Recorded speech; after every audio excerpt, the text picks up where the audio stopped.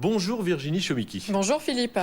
On commence cette chronique culture pop avec une expo photo à voir absolument. Oui, la Maison européenne de la photographie à Paris expose le travail de Diana Michener. Elle explore à travers ses clichés l'aspect sombre de l'amour. Vous allez le voir, des photographies en noir et blanc, grand format, de corps entrelacés qui sont intentionnellement ambigus. L'artiste s'approprie ainsi l'étude du nu au profit du flou, du grain et du grand angle. Diana Michener, c'est une artiste américaine exposée dans le monde entier depuis 1981. Des clichés sensuels et déroutants à découvrir jusqu'au 7 avril. Sensuel et déroutant, vous l'avez bien dit Virginie. On parle musique à présent avec le retour du groupe Monarchy. Oui, le duo de musique pop-électro britannique est de retour 2 ans après leur premier album qui s'appelait Around the Sun, qui avait été encensé par la presse britannique.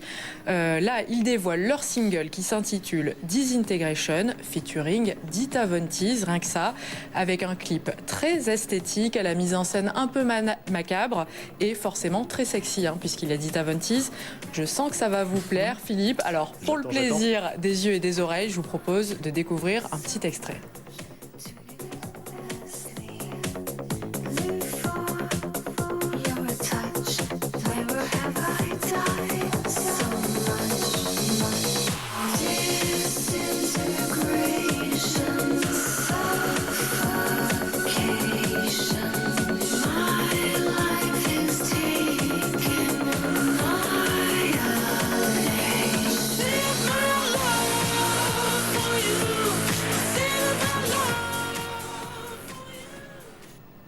Ambiance années 60 et Eyes Wide Shut. On ne sait pas encore si la sortie de ce titre préfigure la sortie d'un prochain album de Monarchy. Il faudra attendre un petit peu.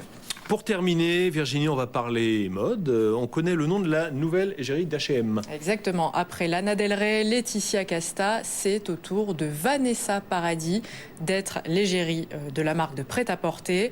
Je vous laisse découvrir les premières images de cette collaboration. Alors, la nouvelle collection printemps-été 2013 d'H&M s'appelle Conscious. Quelques mois après avoir été épinglé par Greenpeace avec d'autres marques, le géant suédois lance une ligne qui se veut éco-responsable dans le respect des normes écologiques, réalisée à partir de coton bio, de polyester recyclé.